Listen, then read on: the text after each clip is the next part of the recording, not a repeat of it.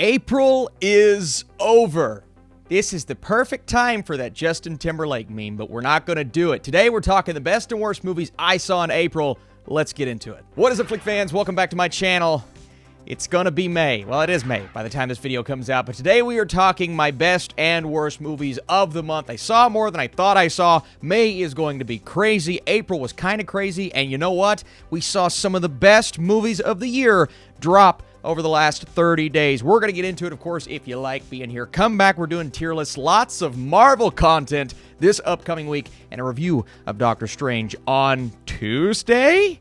Maybe. Let's start with the first movie on this list. That is Morbius. By the way, if you're here and you enjoy this video, be sure to drop that like down below. It helps the algorithm. And leave your lists. I'd love to see if there was a movie that I missed. Morbius is a movie that I kind of wish I would have missed. Listen, I was so excited for this, to see what Jared Leto was going to do as this character and to see how it would tie into the universe, but, you know, the fact that it was looking like it could keep it somewhat separated had me intrigued. That was my hope going in. Let's allow it to feel like its own thing, and it sort of did, but not in a good way. Now, unlike some other people, I actually see shades of a good movie in here somewhere. At some point, it just feels like the studio came in and said, insert horrible post-credit scene here. You know, they call it a mid-credit scene.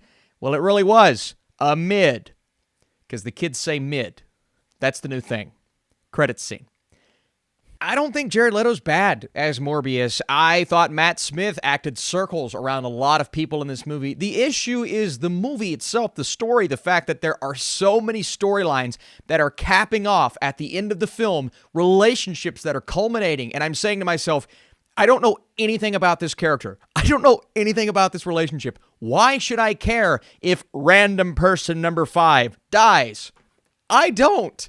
And that's not a good movie when you don't care about really any of the characters. Even Morbius, I'm like, yeah, he's a vampire, or is he a bat? Look, I don't need a big explanation here. I'm going to throw Morbius on the bad tier. I wanted it to be so much better. Unfortunately, it just wasn't. Here's a film that I watched and didn't review on YouTube. I did on Letterboxd, though. Apollo 10½, the brand new Richard Linklater film with some freaky at first, but somewhat interesting animation that got more and more impactful as we went. And expecting one thing going in, I think, is a big part of the problem here, because a lot of people are going to hope this is somewhat of a going to space type of movie, and that's like 5 minutes of the storyline here. But really, this is Linklater, and really Jack Black's, because he does the voiceover, he's the older version of our main character, way of showing us, giving us a peek into the late 1960s, the space age, how it impacted everyone really across the world, but specifically in America, and giving that insight for us and myself, who is interested in an age like that, but, you know, never got to experience it, almost the perfect insight into that era. And it's scene after scene after scene of what life was like. And that's not going to resonate with a lot of people, but for some strange reason, it resonated so heavily with me, it made me feel like I have nostalgia for the late 1960s, for 1969 and the early 70s, and I don't. But it made me feel that way. It put me in the shoes of our characters, utilizing animation in a very small storyline of our main character going up to space on this secret mission, this and that. But that's not what it's all about. It's more so a personal and intricate look at something like this. And I really appreciated that. Didn't think I would. I was like, what is this in the first 5 minutes? But by the time the movie ended, I honestly wanted a bit more. And that's the tale of a great film. I'm going to put Apollo 10½ on the great tier. Oh boy. Oh boy. 365 days this day. I could give you a very in-depth review right now, tell you how it's a series of pornographic music videos over and over and over again with no story, no character depth, this and that. But I'll just give you a very quick rundown of my thoughts on this movie.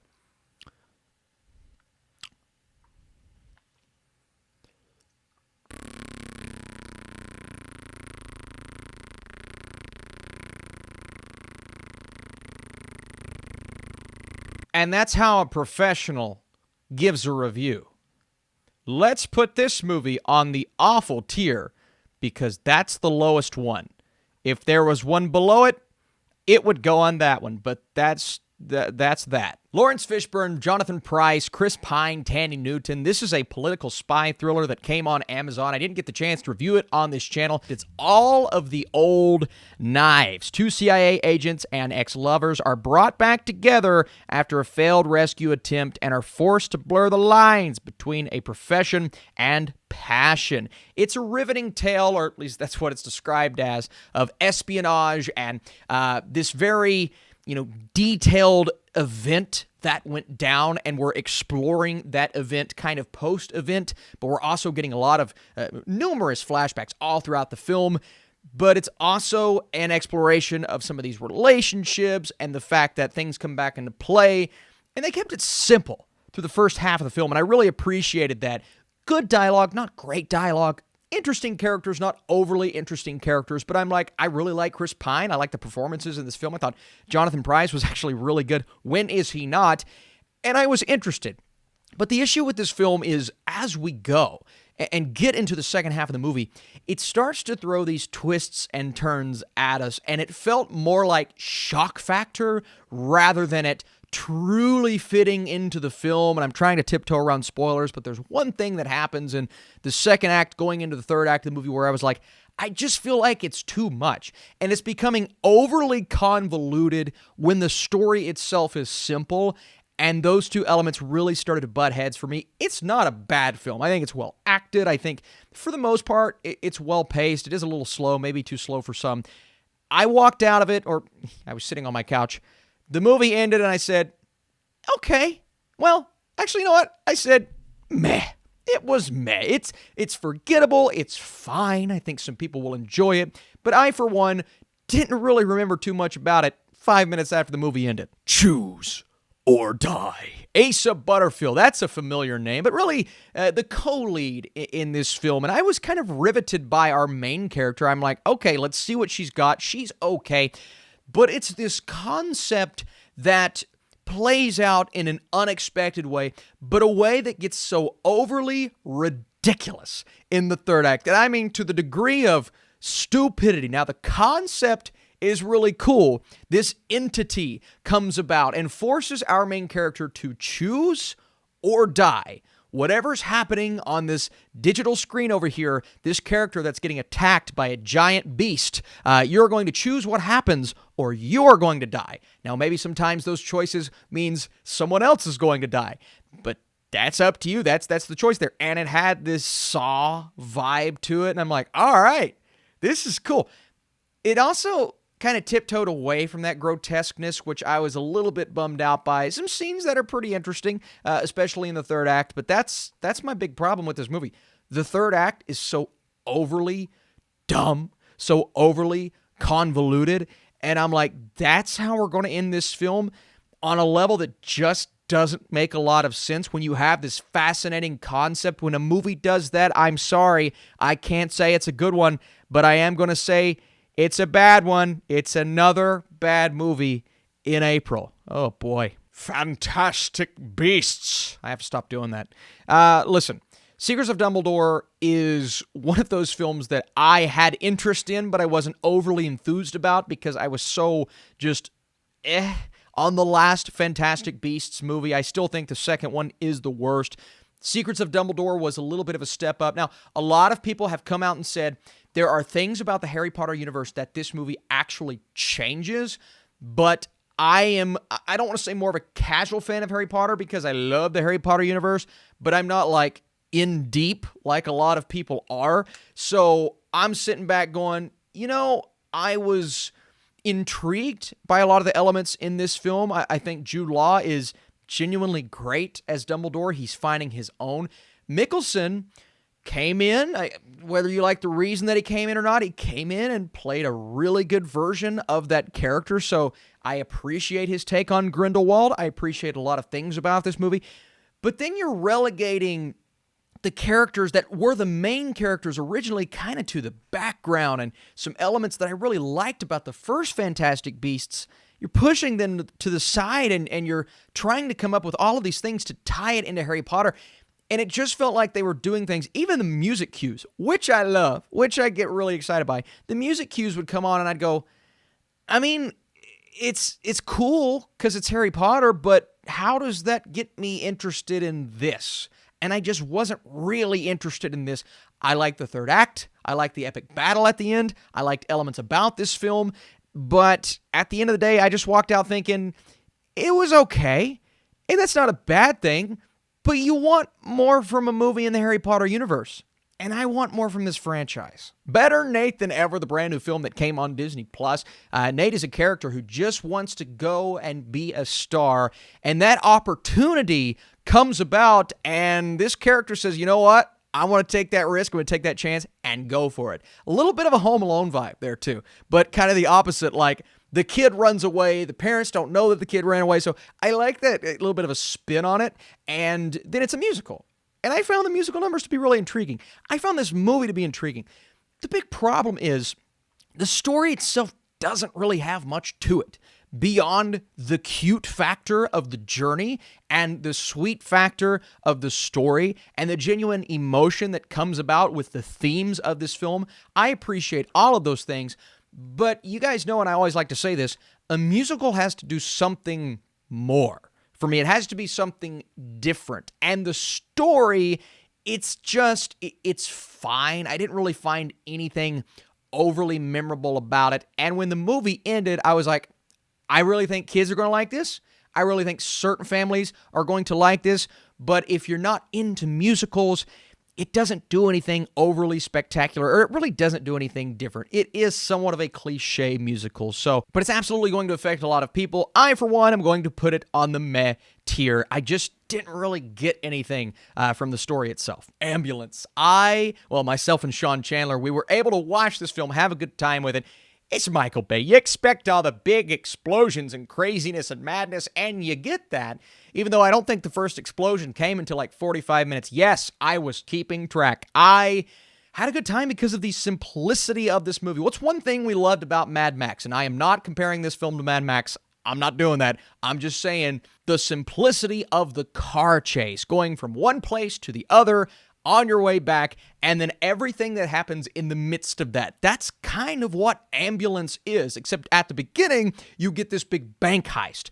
But then it is a giant car chase for the rest of the film. And you get this gritty 90s action that we haven't gotten in quite some time, executed on this level, a story with some stupidity, with some ridiculousness. Absolutely. I take nothing away from someone who said this movie was dumb, because there were a lot of people that said this movie was dumb. But I, for one, expected a bad film, and I didn't get that out of Michael Bay. This is actually one of Michael Bay's better movies in a while. My big issue was the camera work, because at times Michael Bay just took the drone and said, hey, let's go crazy and do all kinds of drone stuff. And that's the drone. We're going to take it and put it at... That bothered me. That took me out of it. But you know what? Overall, it was a good experience. I'm going to put Ambulance on the good tier. I don't feel bad about it. We just talked about Bad Guys on this channel. The Bad Guys, the brand new DreamWorks film. One that, came out, and while the animation looks different, feels different, had that DreamWorks vibe that I haven't had in quite a while. And it made me sit back and go, this is the type of movie that I wish they would continue putting out. And it got me kind of excited for Puss in Boots 2. I'm like, if they can do that with all of these random characters that I don't know and love, give me more like this. I started to appreciate the animation a little bit more. I think the voice cast is great. The highlight, Sam Rockwell. Wolf's relationship with Snake was great. The twist on trying to turn them into good guys, that's not a twist. We've seen that before. But it's the cute factor of all of the events that go into that. And then some nice little turns along the way after that big kind of event in the midst of the first act. This is what I think families are going to absolutely love. They're going to watch together and go, oh my God, yes, this is a fun time. It's a good time. It's got a couple of jokes for adults, but really it's jokes focusing on kids. And I really appreciate that. I like that. I respect that. And I'm going to put The Bad Guys on the good tier. I think this is a good movie.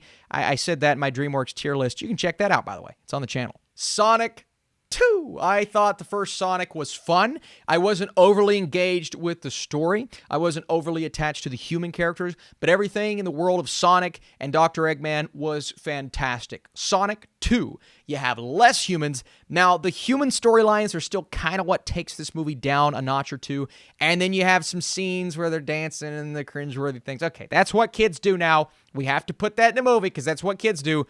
Beyond that, Sonic, Tails, Knuckles, and Jim freaking Carrey. This movie was so much fun. My brother and I traveled all the way to Cincinnati. It's a Fairly Odd Parents reference. Went all the way there. The road trip was absolutely worth. It is such a fun film, and it's a film that embraces its tone, right? It's quirky, it's funny. Sonic has so many good jokes along the way. Jim Carrey, exaggerating as always, doesn't get as much to do in this movie, but we're introducing 2 major characters into this universe, and the final battle was so much fun. Sonic was so much fun. I'm putting Sonic on the good tier. It was a good time in the theater. The unbearable weight of massive talent. Nicolas Cage doing Nicolas Cage isms in a Nicolas Cage movie, playing an alternate version of Nicolas Cage. It was so funny because in my review, I'm like, Nicolas Cage is playing Nicolas Cage. And they're like, Austin, he isn't playing himself. This is another version of Nicolas Cage. And I'm like, I know. You mean to tell me Sharon Horgan isn't Nicolas Cage's wife in real life? Is that what you're telling me? Yes, it's an exaggerated version of his life, but when you actually start to focus on what he's saying throughout the movie, the roles that he takes, the peek back behind the curtain on his filmmaking choices, I think he put a lot of himself into this role, playing another version of himself, and he's really speaking from the heart here, and I appreciate that. And this movie is, yes, it turns into a cliche action road trip in the third act, but they do give you a nice little twist on that, which made it better for me. But it's also a look at the love of filmmaking, movies that he respects and appreciates, the techniques behind writing a screenplay, writing a story together, and this friendship in this movie is just spectacular. Both are phenomenal. Pedro Pascal, amazing. Nicolas Cage, amazing. Didn't care as much when it was focusing on other characters, but those 2 provided me one of the best times in the theater I have had all year. I absolutely loved this movie until the third act, but then you give me that twist at the end. I'm like, that kind of made it all better because they did what they said they weren't going to do, but then they didn't do it, if that makes sense. I'm going to put The Unbearable Weight of Massive Talent on the awesome tier. May have loved it more than most, but that's why it's my list. Judd Apatow, a director that I really respect and appreciate and thoroughly enjoy his comedic movies. So what happened with The Bubble? This is a film that, kind of like Massive Talent, was supposed to be a peek behind the curtain. A look at a filmmaking set where all of these actors and characters are gathered in, but it takes place during the pandemic, so they're stuck. They're locked in. They're having to deal with pandemic-y things. I love the cast. I love the performances in this movie. I think Keegan-Michael Key is hilarious. I think the plot is one of the dumbest plots and one of the worst stories I've seen in a long time. I just don't know what happened with this movie. It's not funny. It's not interesting. I chuckled like 2 or 3 times in a film that is almost purely and solely a comedy. Watching these actors playing these actors that are having these mental breakdowns on set, I don't find that interesting.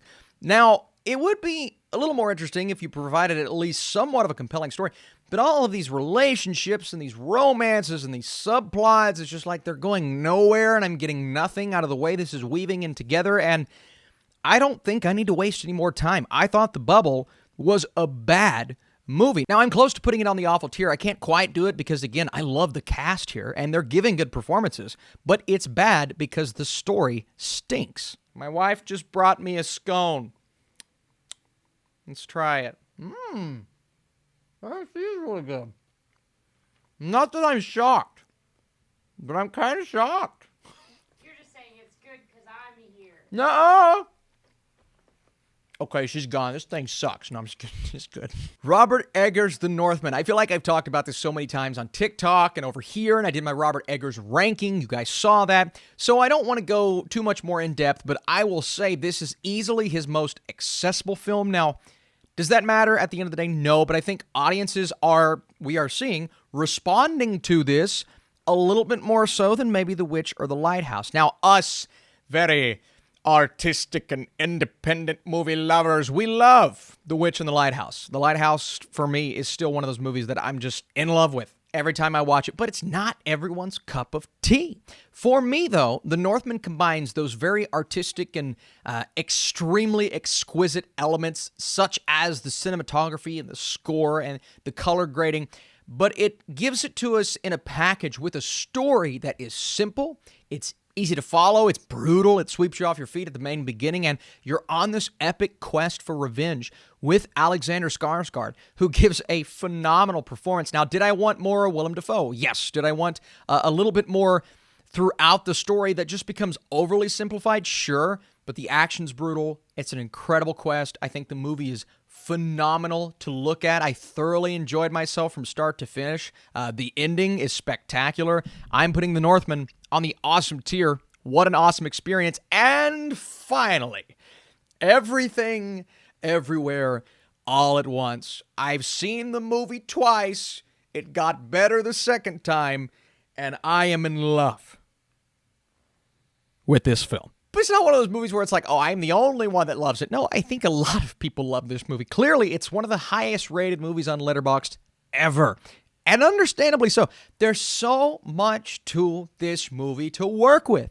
From the multiverse element to the incredible characters that are so fleshed out, their journeys, but then the techniques, man. The Daniels and their technique all throughout the film. The different look to each universe, the different feel to each universe, the comedic gags that start out in the first 5 minutes come back into play an hour and a half later in the movie. The craziness, the raccoon.